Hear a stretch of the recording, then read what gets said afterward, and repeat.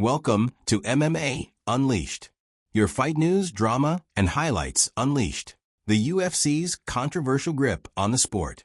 The world of mixed martial arts has long been dominated by the Ultimate Fighting Championship UFC, the premier organization in the sport.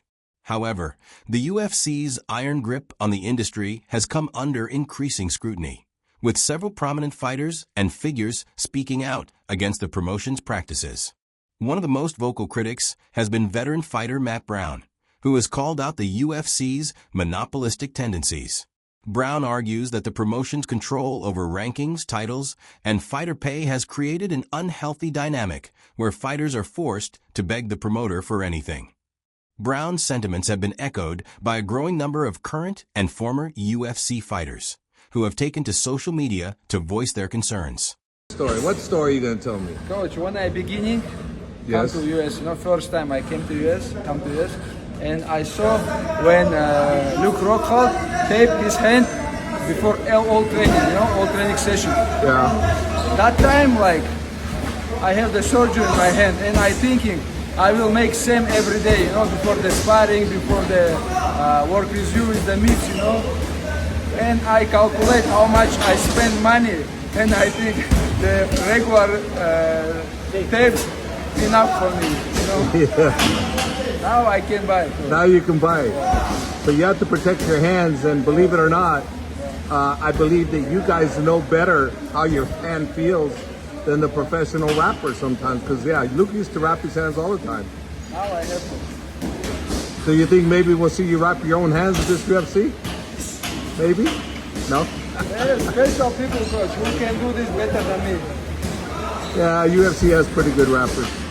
Luke actually wrapped his hands at some of the events himself in the UFC events. I think, if I'm not mistaken, that he was wrapping his hands quite a bit. Who? Luke? Yeah. Again, Very UFC well. events, yeah. Maybe. Sean Strickland, Aljamain Sterling, Jorge Masvidal, and Bobby Green have all expressed their support for Brown's statements, with Aljamain Sterling going so far as to post 100 emojis in agreement. The issue at the heart of this debate is the UFC's perceived control over the sport, which many believe has stifled the growth and development of MMA. The promotion's ability to dictate fighter pay, rankings, and title opportunities has led to accusations of exploitation, with fighters feeling that they are not being adequately compensated for their contributions to the sport's success. The Ali Act and the UFC's efforts to undermine it. One of the key points of contention is the UFC's attempts to revise or even destroy the Ali Act, a piece of legislation that has been credited with improving the landscape of professional boxing. The Ali Act was designed to protect boxers from the kind of monopolistic practices that have become commonplace in the UFC, such as the promotion's control over rankings and title opportunities. According to Brown, the UFC's efforts to undermine the Ali Act are a clear indication of the promotion's desire to maintain its stranglehold on the sport. He argues that the lack of a similar regulatory framework in MMA has allowed the UFC to dictate the terms of the sport, to the detriment of the fighters. The UFC's attempts to revise the Ali Act have been met with significant backlash from the MMA community. Tito Ortiz, a former UFC champion, has been vocal in his opposition to the promotion's actions, stating that he has been saying this for decades. Yes. Here, I'm better than you. You know this. Yeah, well, I hope so. You know this. The whole idea is to make him better everywhere, not just Coach, here. Coach, you have to realize. You teach me this, now I'm better than you. Okay, is he better? Of course he's gonna say yours. No. Everybody say, look, over here. What? Say, what do you say? Number one, coach. Number one. Backfired. The issue of fighter pay has also been a major point of contention, with many fighters feeling that they are not being adequately compensated for their contributions to the sport. The UFC's "you eat what you kill" mentality, as described by Brown, has been criticized as a way for the promotion to maintain control over the financial rewards of the sport. Conor McGregor's aborted presidential bid and the UFC's influence. The UFC's influence has even extended beyond the confines of the octagon, as evidenced by the recent news of Conor McGregor's aborted presidential bid in Ireland. McGregor's longtime friend and training partner, Artem Lobov, has commented on the situation, stating that he believes McGregor is not in the right mindset to take on such an important role at the moment. Lobov's comments suggest that the UFC's influence over its fighters extends beyond the confines of the sport itself. The promotion's ability to shape the careers and public personas of its athletes has led to concerns about the level of control it wields over its roster. The relationship between the UFC and its fighters has long been a contentious one, with many feeling that the promotion holds all the power. The recent comments from Brown, Ortiz, and others suggest that this dynamic is starting to shift, with fighters becoming increasingly vocal in their criticism of the UFC's practices. You know, people talk about Conor. I'm telling you, I've been in the trenches with Conor. Conor is a guy that has fought injured. Conor is a guy that a fighter has fallen out and we slid in a stylistically bad matchup for him. He doesn't care. He literally will fight anybody. But does he care enough to actually make a fight right now? Like, is he actually, when's the last time he fought? It's been, he and I have been talking nonstop, and he's like, I'm dead serious. I want this. You know, I'm training. I'm back in the pool. I'm doing all the so we'll see. As we still got a long way to go. We still got a long way to go till February, till we start making this card. So we'll see how it plays. The potential for change in the UFC. As the criticism of the UFC's monopolistic practices continues to mount, there are signs that the promotion may be feeling the pressure to make changes.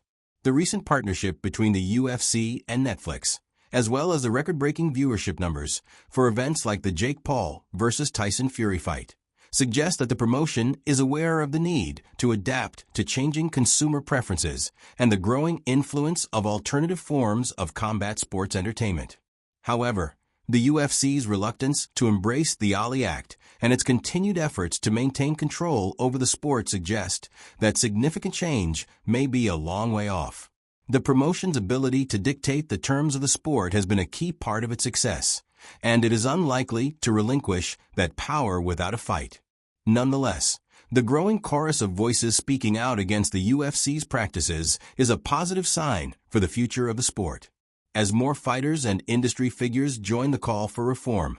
And every time Terence Crawford speaks Ilia's name, every time Terence Crawford addresses Ilia Topuria, every time Ilia addresses Terence and he responds, Ilia wins. That's another step closer to getting to what he wants. Now, should he fight Terence Crawford? No.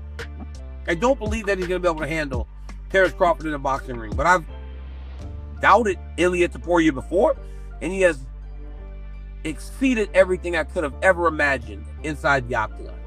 But when you look at what Bud did to Canelo, you look at what he's done over the entirety of his career, this guy's just next level boxer, and it's hard to step into that world and expect a guy from our sport, a guy who spent equal amounts of time grappling, boxing, wrestling, and everything else, to go and be the guy that's done nothing but box his entire life.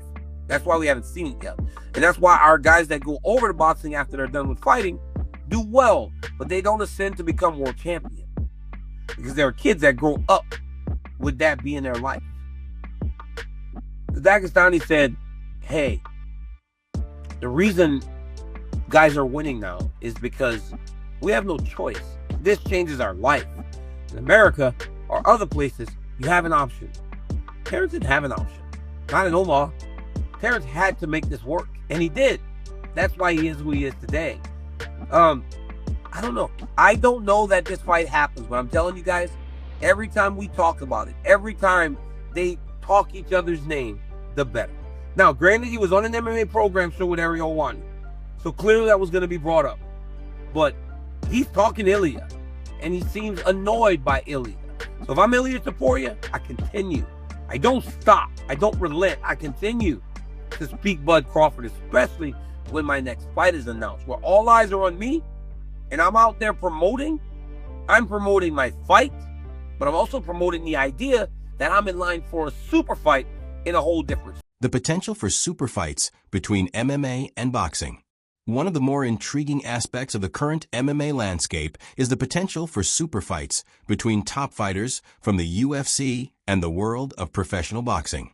The recent comments from fighters like Daniel Cormier and TJ Dillashaw regarding a potential matchup between UFC star Ilia Topuria and boxing champion Terence Crawford have sparked significant interest and debate within the MMA community. Cormier and Dillashaw have both expressed skepticism about Topuria's chances of success in a pure boxing match against the highly skilled Crawford, with Dillashaw going so far as to say that Crawford would destroy the UFC fighter.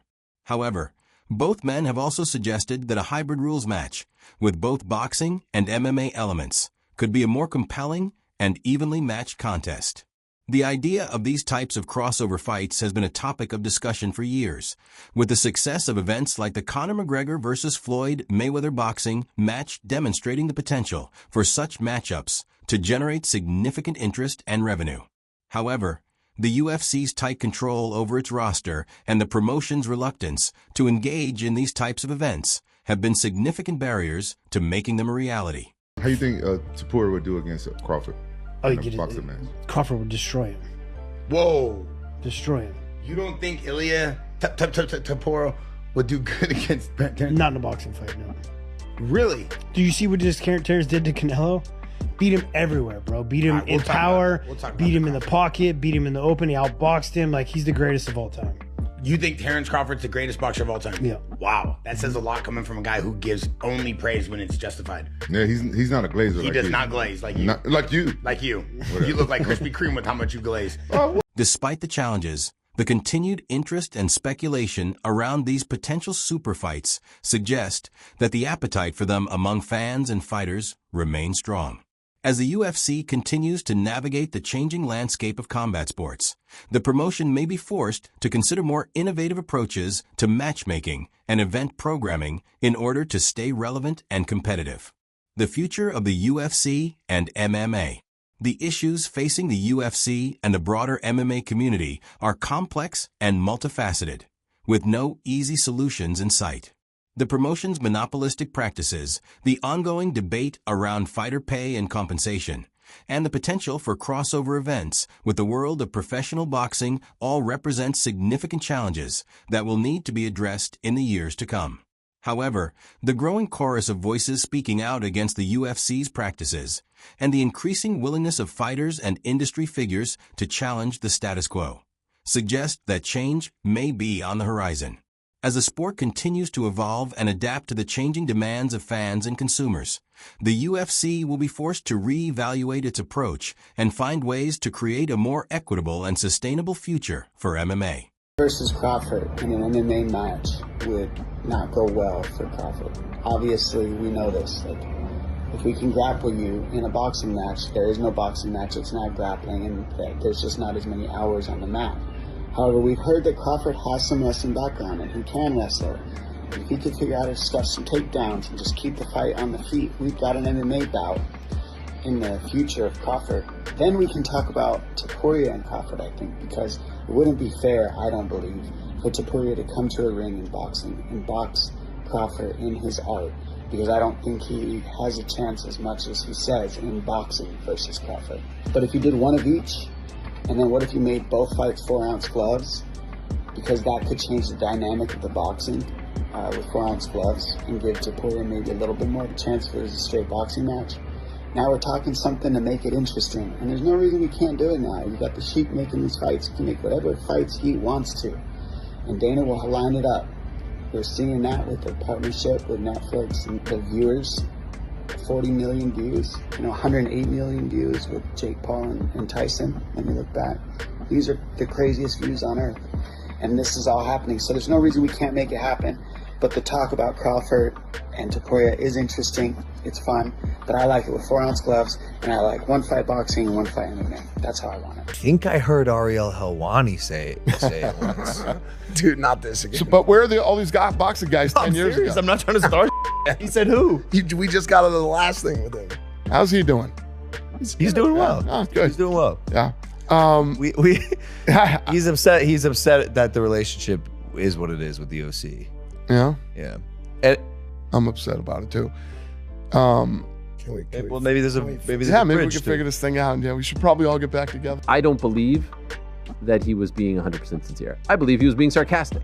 And so when I see this, I kind of laugh and say, oh yeah, he's just making a joke. When he says, how's he doing now? In that tone, to me, it comes across as him saying like, where is that guy? That dude fell off. He's not relevant anymore. I couldn't care less about him. That's the way I interpreted it. Maybe I'm wrong, but that's the way I looked at it. Now, I don't feel like anything that he said there was very sincere. I think it was 99.999% sarcastic, if I'm being 100% honest. The one thing that was telling to me, or at least jumped out at me, was that usually when I'm brought up, he calls me all the names under the sun, right? Scumbag, piece of crap, this, all these things, right? He'll take his opportunity to take a shot at me. This time, he just said what you just heard him say. Is that because I'm so irrelevant to him? Maybe. Or is that because he misses me? Maybe. I don't think it's the latter. In my early days, no one was better to me than Dana White. And then it all fell apart in 2016. You know this, right? It's unbelievable that we're approaching 10 years since all of this went down. And I haven't talked to him since. And when I got to ESPN, I was asked to reach out and extend an olive branch, and I did. And I sent a text, and nothing came of that. I never got a reply. And so we've never talked, and I've told you about when I left ESPN, I got a text, and I thought it was him sort of, celebrating that I was leaving, and it got very contentious and uncomfortable towards the end there. Despite all of that, if someone told me today, hey, you can bury the hatchet, I would do it. And I would only do it not because I want anything, not because I want scoops or exclusives. I'm not even in that game anymore. I don't even do that.